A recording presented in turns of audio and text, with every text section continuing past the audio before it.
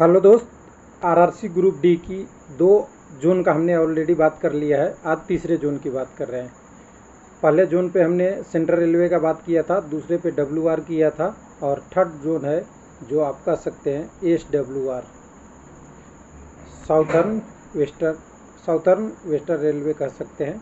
और इसकी मुख्यालय हुबली है। और आरआरबी की बात करेंगे तो आरआरबी बंगलौर की है।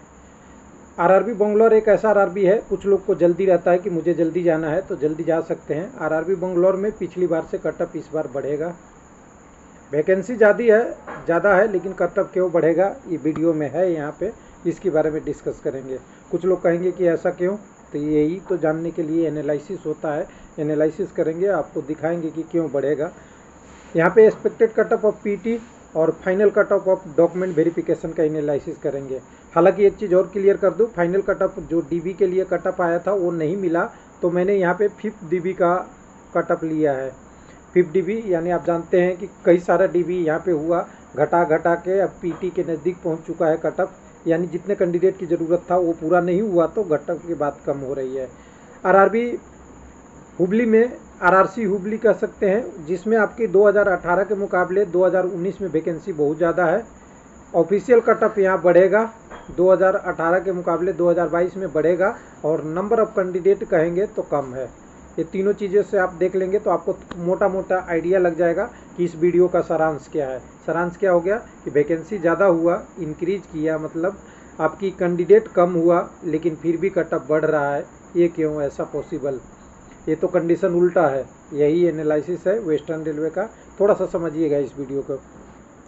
तो इसके लिए तो वही चलेंगे जैसे कि वेबसाइट पे हर बार आपको लेके आते हैं, www.railwaylivealp.com में ग्रुप डी के बारे में हमने कटअप का बात किया है।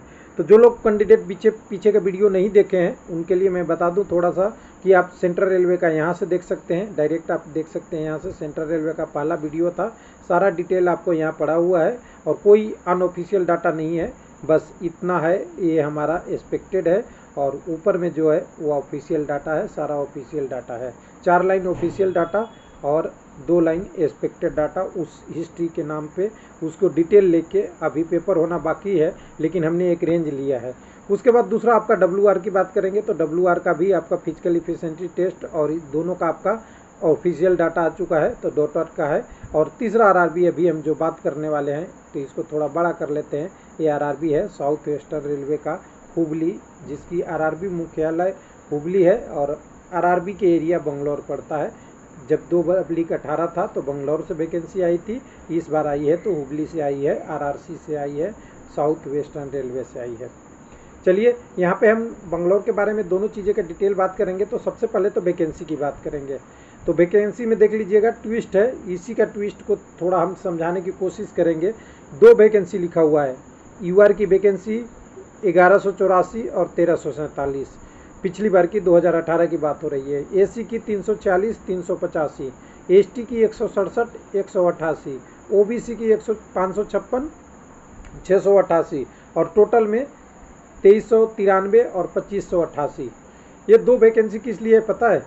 जब पीडब्ल्यूबीडी का क्राइटेरिया रिवाइड हुआ था तो आरआरबी ने वैकेंसी पे कुछ चेंज किया था। एक्चुअल वैकेंसी 62,900 कुछ थी और बाद में जाके 63,000 हो गई थी।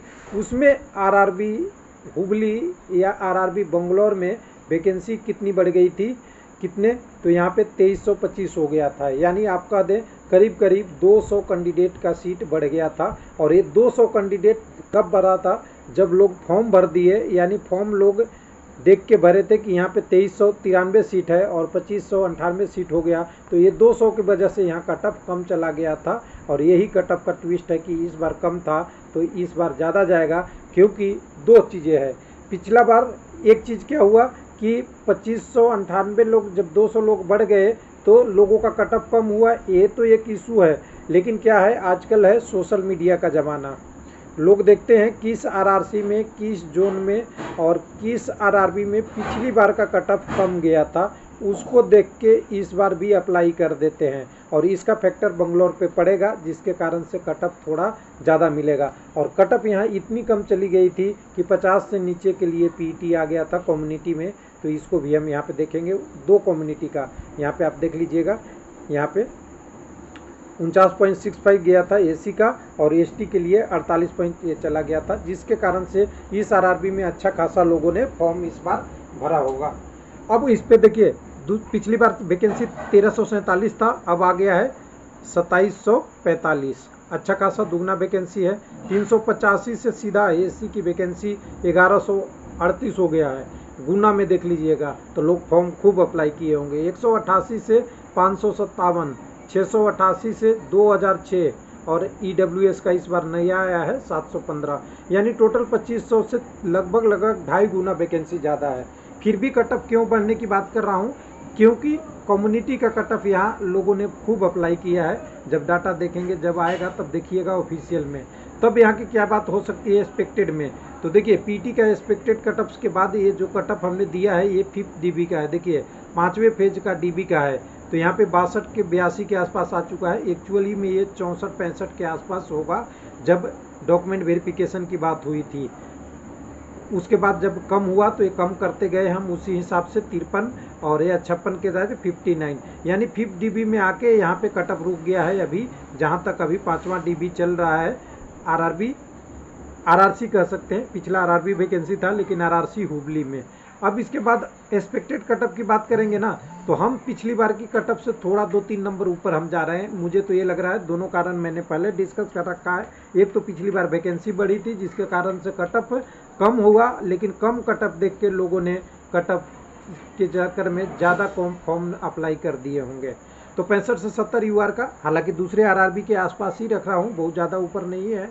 यूआर के लिए, पीटी के लिए, एससी के लिए 56 से 60, एसटी के लिए बोले तो 55 से 58, ओबीसी के लिए 63 से 68 और 62 से 65 ईडब्ल्यूएस का। और ईडब्ल्यूएस का कटअप हमने बोला ही है आपको, सब लोग बोलते हैं, आप भी जानते हैं, आपने भी देखा है कि ओबीसी से कम और एसटी एसटी से ज़्यादा, यही ईडब्ल्यूएस का कटअप है। और ये मोटा मोटी ट्रेंड है ईडब्ल्यूएस का, यही बीच में रहेगा।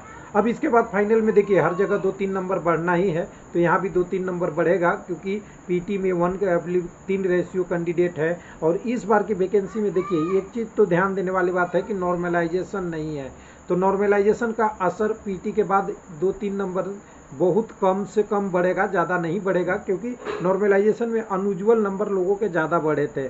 अब यहाँ पे देखिएगा, यहाँ पे नॉर्मलाइजेशन तो होगा, कुछ लोग कह रहे हैं सही है, नॉर्मलाइजेशन होगा, लेकिन नॉर्मलाइजेशन दूसरे टर्म में होगा, परसेंटाइल बेस में।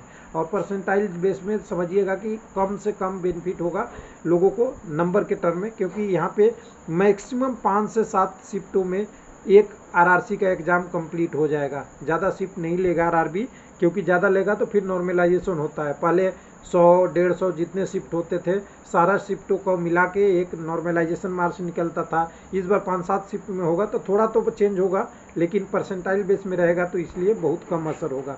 अब यहाँ पे देखिए एक्सपेक्टेड कटअप की जो बात कर रहे थे यहाँ पे फाइनल के लिए, तो यहाँ पे 70 वही 69 से 72 के रूप में यूआर का, एससी का 60 से 62 में, एसटी का 57 से 59 में, ओबीसी के लिए 66 से 69 में, और ईडब्ल्यूएस का 64 से 67 के बीच में मेरे तरफ से आरआरबी हुबली का कटअप यही रहेगा।